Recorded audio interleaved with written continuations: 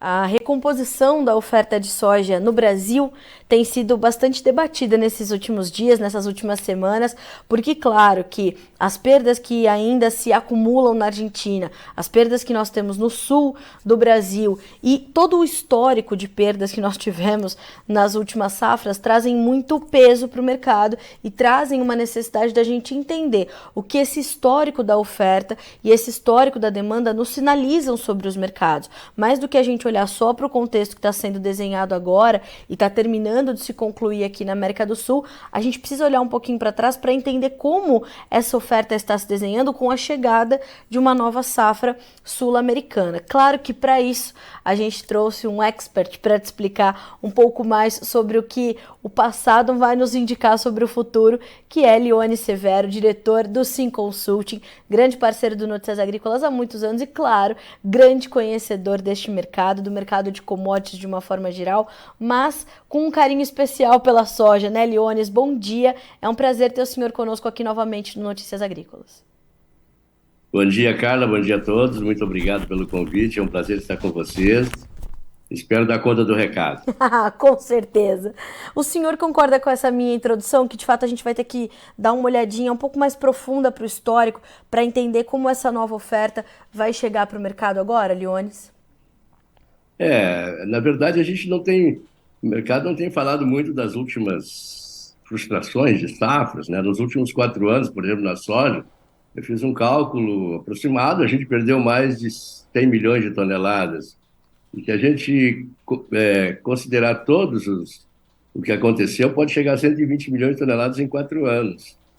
Então, a gente vê que houve também o problema da China encolher um pouco o consumo pelo Covid, não é? Então, a gente se ajeitou de alguma forma e tem sido suficiente, mas a relação de oferta e demanda ainda é muito frágil, os estoques são os mais baixos que o ano passado, e existe essa condição, né? A demanda está espantosamente crescente, não é? Poucos relatos sobre isso, mas o mercado, neste momento, tem mostrado isso, com os preços mais altos para o período da toda a história, né? E tem outros eventos, né? Por exemplo, os Estados Unidos perdeu no milho 34 milhões esse ano. No trigo, dos Estados Unidos foi a safra menor em 20 anos. A Índia perdeu boa parte do trigo e nem vai exportar. E o trigo lá, o preço do trigo lá bate recorde todo dia. O que eu quero falar sobre isso é que as forrageiras, que constituem a maior parte da formulação de rações, tiveram grandes perdas. E isso, naturalmente, provoca uma recorrência ao farelo de soja. E essa é a razão também que o farelo de soja está muito firme na Bolsa de Chicago e nos mercados físicos.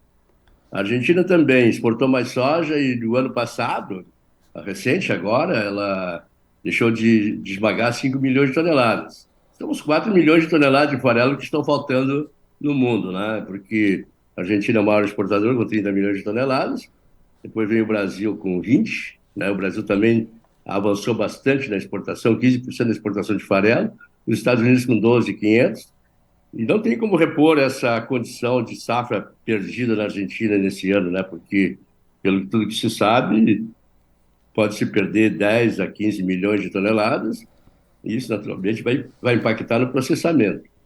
E a soja não tem valor, né? O grão de soja não tem valor, só precisa ser decomposto. Então, não adianta anunciar uma grande safra se não tem indústria para processar, porque o valor da soja está exatamente na decomposição do grão, né, formado pelo preço dos produtos. E o farelo é o produto final, não é? Eu tenho uma experiência de 1972, 73, por exemplo, em que a primeira demanda é o farelo. E o farelo foi a US$ 632 e a soja 540.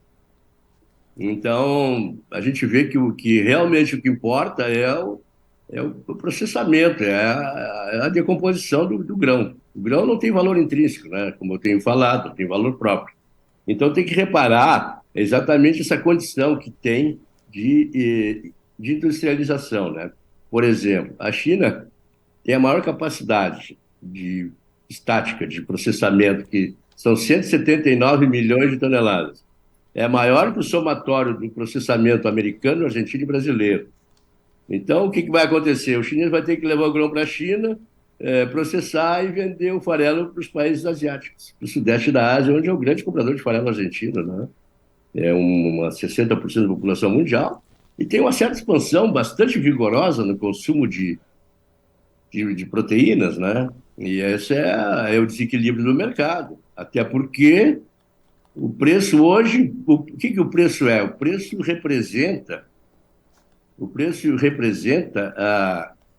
é feito, né? Então a gente mede as causas, né? Que já são bastante transparentes, né? Que são essas quebras de forrageiras, e a gente tem essa transparência e vê que o preço, ele é o efeito, ele não é a causa. A causa já está instalada. E o efeito a gente está vendo no preço.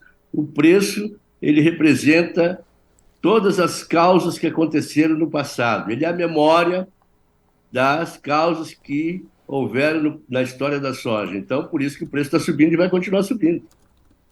Leones, quando o senhor fala, não adianta a gente anunciar uma grande safra se a gente não tem indústria para processar. Ou seja, a gente vai ter que ver o Brasil continuar a exportar mais grão e perde-se, portanto, é isso que eu quero entender do senhor. A gente perde uma janela de oportunidade por não termos mais indústrias processadoras de soja no país, por a gente não trabalhar num programa para ampliar esse processamento? É isso que o senhor está querendo nos trazer? É. O Brasil não tem assim uma matriz industrial, um parque industrial muito confortável porque está distante dos portos, não é? Então, a gente tem que medir isso, que tem um custo muito mais elevado. O fator de estima do farelo é muito mais alto que da soja. Isso quer dizer, cabe muito menos farelo num navio ou num armazém do que cabe em soja. Até porque o farelo tem alta combustão, né? Pelo seu próprio processamento. Então, é um alto risco. Mas a indústria brasileira veio cambaleante por muitos anos e agora, com essa solicitação da demanda por proteína, é que ela melhorou bastante.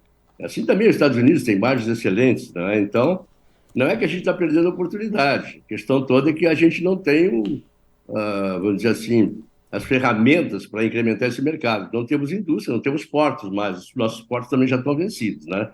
A gente tem um problema de logístico terrível e agora começa a ter o problema dos portos também, que hoje, por exemplo, no Paranaguá, para a atracação do navio nos berços de Granéis, tem 30 dias de espera, né? Então, nós precisamos melhorar exatamente a nossa logística, né? E nossa logística que tem que ser através de construção de ferrovias e portos, e isso tem que aumentar para a gente continuar plantando mais e abastecendo mais o mundo e trazendo mais divisa para o nosso país. Agora, ficar cantando de cima do telhado que a nossa safra é grande, que vai derrubar o mercado, só atrapalha. Só derruba para o produtor brasileiro. Chicago vai continuar subindo, a demanda é forte e a equalização perde a correspondência do preço do porto para o preço do interior, né? Até porque a nossa logística também está um pouco mais complicada e mais custosa. Leones, a gente pode entender que esse momento de pressão sobre as cotações, ela vem muito mais dessa dificuldade logística do que efetivamente de uma grande safra que esteja sendo colhida aqui no Brasil?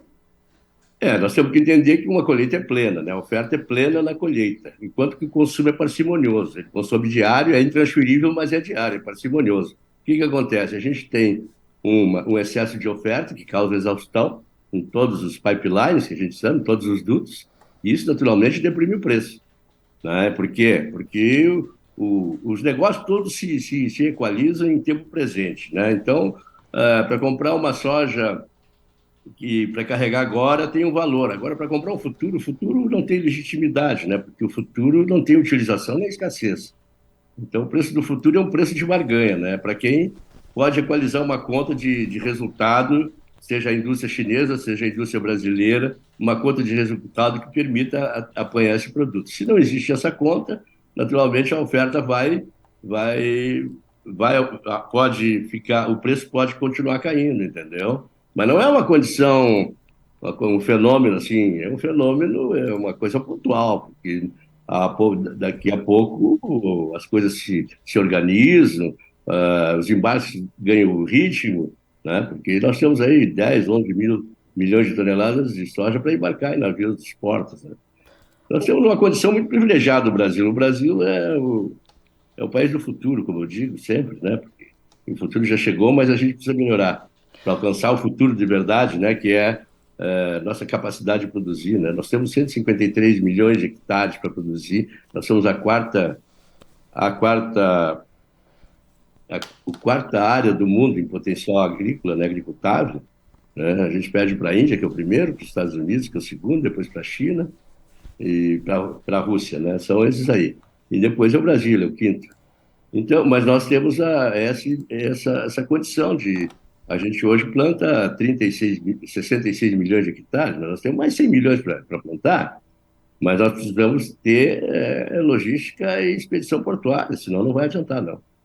Leones, o que a gente pode entender, portanto, é que essa pressão que a gente já registra sobre os preços da soja brasileira, ela é pontual e essa equalização do mercado que vem na sequência pode dar condições melhores, portanto, para o produtor brasileiro avançar com a sua comercialização, que está um pouco mais lenta em relação às safras passadas.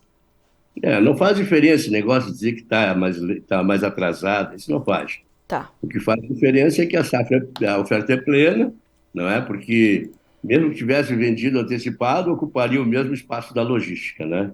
Então, esse negócio de atrasado que não vendeu e que perdeu preço não é verdadeiro. Essa afirmação não é verdadeira, até porque os melhores preços aconteceram a partir do mês de dezembro, né? Do final do mês de dezembro, e se estendeu por janeiro e agora fevereiro. E o preço vai continuar subindo, não tem produto no mundo para atender a demanda. O Brasil pode colher 160 milhões de toneladas, que não vai adiantar. O mundo tem um déficit já. A soja tem, dentro da produção que a soja vai produzir, 383 milhões da safra mundial contra uma demanda de 376, sem considerar as perdas argentinas e a do Brasil, né, que o Rio Grande do Sul também está muito mal. O milho também já nasceu com um déficit. O milho, uma produção de 1 bilhão 155 milhões de toneladas para um consumo de 1 bilhão 165. Fora, naturalmente, a quebra argentina que pode acontecer. Então, nós temos, na verdade, um déficit.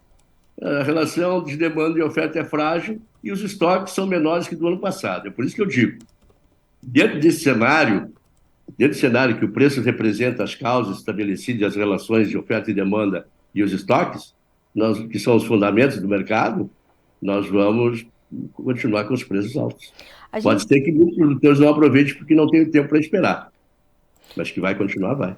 Eu queria entender justamente isso, Leones. A gente tem um déficit, apesar dessa recomposição da oferta brasileira, a gente tem nessa safra, né? Porque o senhor trouxe, inclusive, números muito importantes para nós sobre esses últimos 4 anos, né? Que o senhor falou que perdemos quase 120 milhões de toneladas. Então, só na Argentina em 2018, 20 milhões, nos Estados Unidos em 2019, 27 milhões de toneladas, no Brasil em 22, 18, e assim a gente vai pontuando para chegar nesses 120 milhões. E as ofertas foram ora se recompondo, ora perdendo. Quando a gente faz um balanço e a gente olha para o quadro hoje, a gente está falando do mundo sofrendo ainda com um déficit de oferta de soja, ou a gente está falando com um déficit de oferta de grãos, de forrageiras, de uma forma geral, quando a gente olha para essas matérias-primas? A gente está falando de grãos e forrageiras e soja, né? Nós temos um déficit mundial. Por isso que eu digo, o Brasil não recompôs nada. A safra brasileira não atende à necessidade da demanda.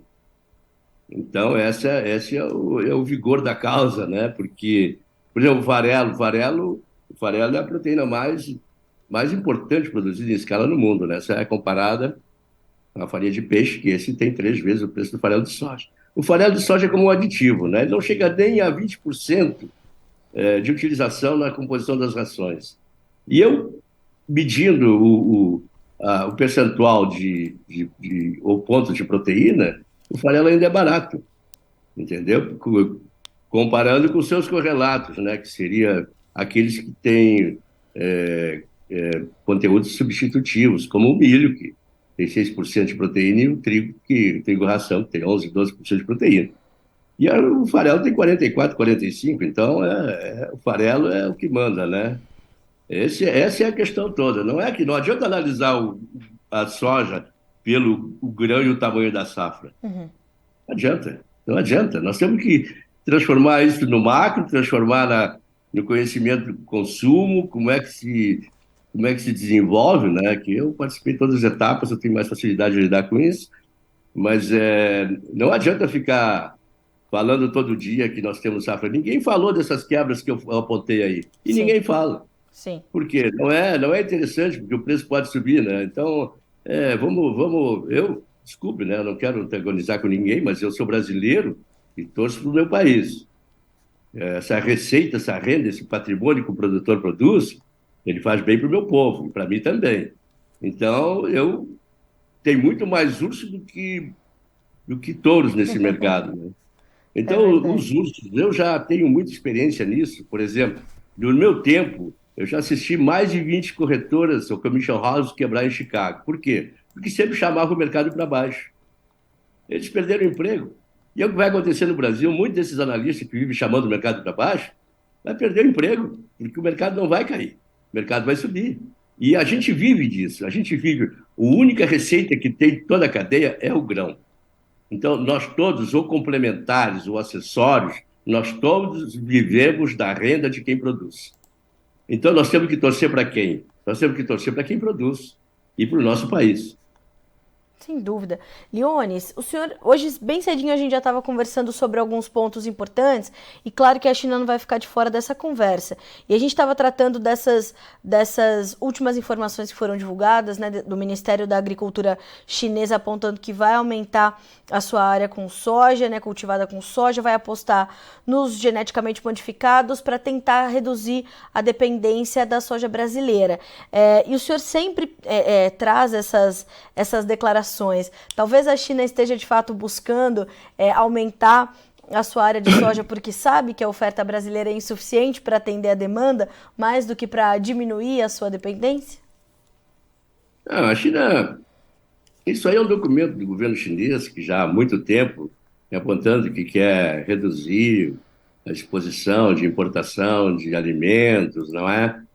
Mas essa versão aí é uma versão muito duvidosa que estão apresentando aqui. Eu acho que até um pouco de terrorismo e inexperiência. Não é assim, não funciona assim. A China não tem mais área, a China precisa de área que a soja precisa, né? A soja, dentre as principais commodities, é a que tem, é a que tem menos rendimento por hectare. E a China não tem essa terra para produzir soja. Tá tudo distorcido, né? Infelizmente, as notícias que chegam no Brasil chegam de uma maneira tão ambíguas, tão desesperadoras até para os produtores, coitados, mas não tem nada a ver isso. A China provavelmente vai estabilizar, sim, a importação de soja ao redor de 100 milhões de toneladas, né? Isso pode acontecer, mas é um projeto do governo, mas não significa que vai ser logo. E depois tem outra, né? Os americanos estão aumentando vigorosamente a capacidade de processamento. Então, são 27 indústrias sendo construídas nos Estados Unidos, já começam a funcionar algumas agora nesse 2023, e até 2026 será um aumento de 62 milhões, que é a capacidade estática de hoje, anual, vai passar para 83 milhões de toneladas. Isso posto, significa que os Estados Unidos daqui a 3 anos, 2 anos, 3 anos, não vai conseguir exportar mais do que 30, 35 milhões de toneladas de soja. E sobra para o Brasil essa fatia, né? Porque eles naturalmente, essas indústrias todas que são potentes americanas, né? Além das 36 que já tem, agora mais 27, isso é a percepção que o mundo está precisando de indústrias, né? Porque quando a gente monta um negócio, é porque está sendo solicitado, né? Ou, nós, nesse caso, pelos consumidores. Então, essa é uma equação bastante fácil de se perceber, e o Brasil, naturalmente, vai participar com muito mais intensamente na exportação do grão. E outros países também, já como está faltando o farelo e vai continuar faltando, outros países também estão montando indústrias no Oriente Médio, na Ásia. Então, o mercado é evolutivo, né? O mercado não está parado. Não é porque produzimos 160 milhões, 150 milhões de toneladas esse ano, que a gente não possa produzir 160 no ano que vem e que não vai ter comprador. Isso não existe. A única coisa que pode acontecer é uma depressão no preço por questões de exaustão de logística ou mesmo de oferta em pouco tempo. Leones, o senhor, no começo da nossa conversa, o senhor falou sobre esse encolhimento do consumo chinês durante a pandemia, naturalmente sendo registrado. Como é que o senhor está avaliando agora essa retomada da China, essa reabertura, essa mudança que a gente teve desde as últimas semanas ali de 2022 até agora? O senhor que é um conhecedor do povo chinês, o que o senhor está observando e como é que o senhor está avaliando a demanda nesse momento e o que a gente pode esperar daqui para frente? A recuperação da China é estupenda, estupenda, inimaginável. A capacidade de recuperação da China, todos os índices estão altíssimos. Isso, naturalmente, vai impactar positivamente a demanda para nós, né? Então, eu não tenho dúvida nenhuma que esse ano a gente vai exportar muito mais soja para a China do que exportou no passado. Talvez recorde. Muito provável seja o recorde. Então, essa figura de que a China vai comprar menos, ou que o chinês também é diferenciado. Eles não atuam no mercado de argumentação. Eles não têm argumentação, é barganha, né? Então, eu que conheço bem, tenho uma boa leitura do governo e também do povo chinês, eu posso ter alguns, nas entrelinhas eu tenho algumas views bastante completas do que acontece lá. E naturalmente que nós vamos ser muito beneficiados com isso. Leones, a gente tem aqui algumas perguntas para o senhor, o Almir Secato. Bom dia, por favor, pergunte ao Leones se as chuvas atrasadas e a colheita também atrasada podem fazer os prêmios subirem no curto prazo. O senhor acredita nisso ou justamente pode acontecer o contrário por conta dessa exaustão da logística, como o senhor pontuou, Leones?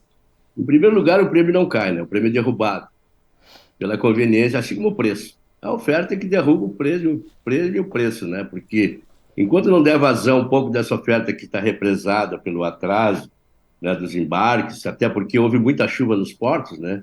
E atrasou os embarques de milho, e agora na sequência soja. Enquanto não der vazão para esse excesso que está causando exaustão na logística e na expedição portuária, a situação não se recompõe. Mas os preços a futuro, com certeza, serão melhores, né? O milho brasileiro chega na China hoje com $60 de margem positivo, o americano chega com 15. A soja eu não calculei, mas deve ser mais ou menos a mesma coisa, porque a nossa soja tem sido vendida mais barata que a Argentina e mais barata que a americana. Por essas situações pontuais que nós temos da estrutura da nossa cadeia, né? A logística, principalmente, e essas grandes safras que nós temos que depurar um pouco isso e abrir um pouco mais de portos para que a gente tenha mais retorno, né? E a nossa logística é caríssima também, já é um preço horroroso. Isso aí é a grande penalidade do nosso país é a logística, o custo da logística. Leones, o senhor sempre traz também nas suas análises a interferência que o macro cenário, que o mercado financeiro tem, mas mais do que isso, que os participantes do mercado financeiro têm no preço das commodities agrícolas. Como tem sido isso nesse momento onde as questões sobre o futuro da economia global são tão latentes, né?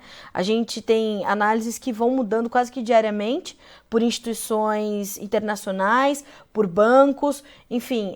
E como é que isso vai impactando, interferindo ali na realidade dos fundamentos para trazer efeitos para os preços das commodities agrícolas? Os fundamentos não pertencem aos derivativos. Eles são fatores eventuais, né? Porque se não, o produto que é soberano, se não há produto, não há mercado, não há logística e não há derivativos, né? Então, muita gente que precifica, Chicago precifica. Chicago não precifica nada. A única coisa que se expressa pelo preço é o produto, né? Chicago é uma intervenção financeira que aproveita os intervalos ou o vácuo deixado pela parcimônia do consumo, que é lenta, é diária, intransferível, mas é lenta.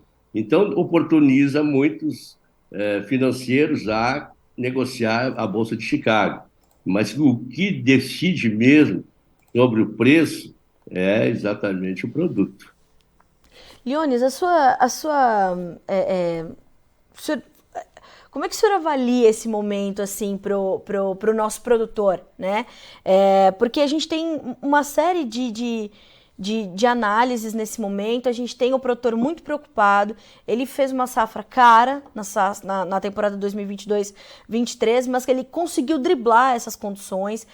Vem com uma bela de uma oferta agora, com uma demanda da China que trouxe todos esses soluços por conta da pandemia. Como é que o senhor avalia hoje o produtor de soja do Brasil, tendo o histórico que o senhor tem, o conhecimento que o senhor tem do nosso mercado, principalmente com o status que a gente tem hoje de maior exportador e de termos uma soja de excelente qualidade para entregar também para o mercado de exportação?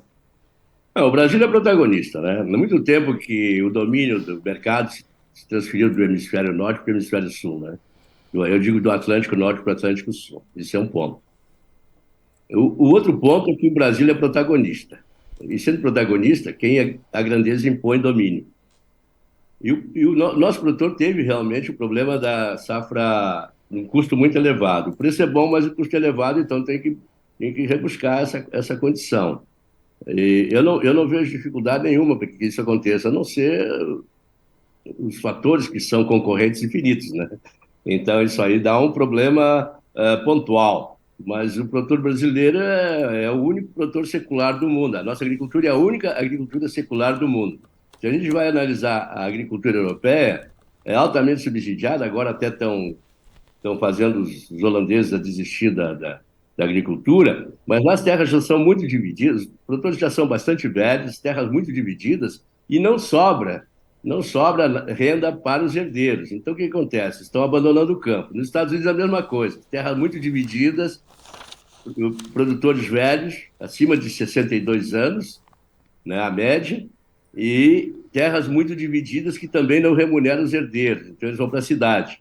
O Brasil, com a escala de produção e com a idade média dos produtores de 42 anos, é a única agricultura secular que existe no mundo e que é independente, não tem ajuda do governo, não tem ajuda de ninguém. Nós somos muito grandes. Os melhores produtores do mundo são os brasileiros. Ou seja, né, Leônidas, a gente tem uma missão grande pela frente e a gente vai ter que se blindar, portanto, dessas perspectivas que às vezes vão assustar mesmo o produtor e vão lhe fazer questionar as suas ações sequentes, né? O mercado tem duas faces, né? Tem o mercado, é uma dicotomia, que tem o mercado de derivativos, que é extremamente influenciador, e tem o mercado produto, né? Mas os investidores, agora, por exemplo, a inflação sempre houve quando há inflação pela expansão monetária, que é a emissão de moeda, sempre houve uma recorrência para as commodities alimentares, porque elas têm consumo e reposição diária e atualizam os valores da inflação. É isso que está acontecendo. A outra parte também que tem é que, com o tempo, na segunda instância, essa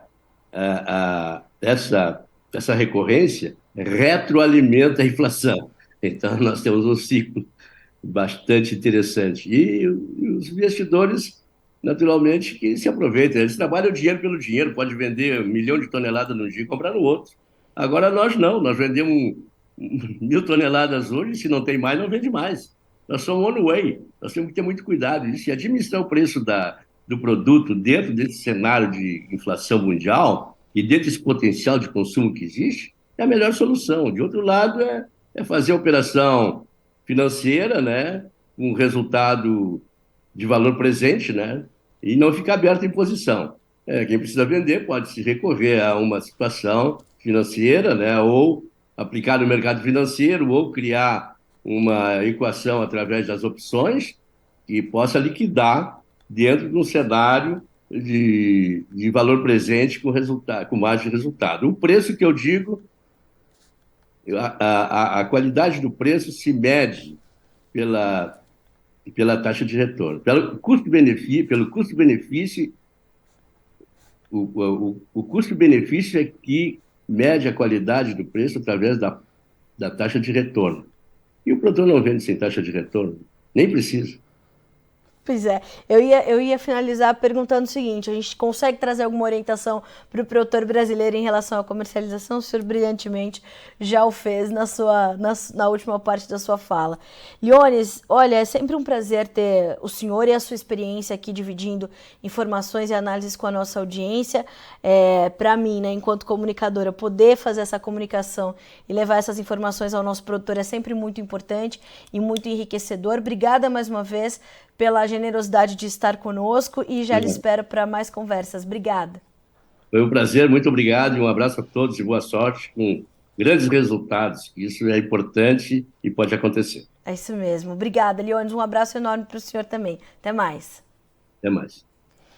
Senhoras e senhores, Leone Severo, depois de um tempo, né, aqui ele estava ali com algumas situações para resolver, alguns probleminhas, mas de volta. Mas o Leone sempre muito atuante nas redes sociais, no Sim Consulting.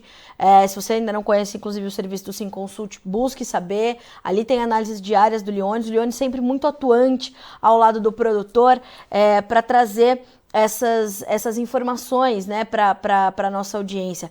É uma análise por vezes diferenciada, né? Inclusive tem aqui um colega acompanhando pelo YouTube que diz o seguinte: sou cafeicultor, mas admiro o seu trabalho. Parabéns pelo trabalho que faz para o produtor. Então o Leones sempre tenta trazer para o mais próximo possível todo este grande cenário complexo internacional do complexo soja, né? Não é à toa que chama complexo soja, porque realmente a gente tem todas essas pontuações importantes, essa importância de dividir o valor do grão e do farelo e do óleo para entender o preço do grão da soja, que ele sozinho não tem valor, né? Entre aspas, ele tem um valor intrínseco ali do farelo e do óleo, entender essa demanda chinesa, entender as informações que chegam da China, né? Então, todas essas pontuações amarradas e costuradas para você por Leone Severo, nesta manhã de quinta-feira aqui no Notícias Agrícolas. A gente fica por aqui com esse boletim, mas se você está chegando agora, já a íntegra vai estar disponível para você nos acompanhar por aqui e ser sempre o produtor rural mais bem informado do Brasil. Até mais.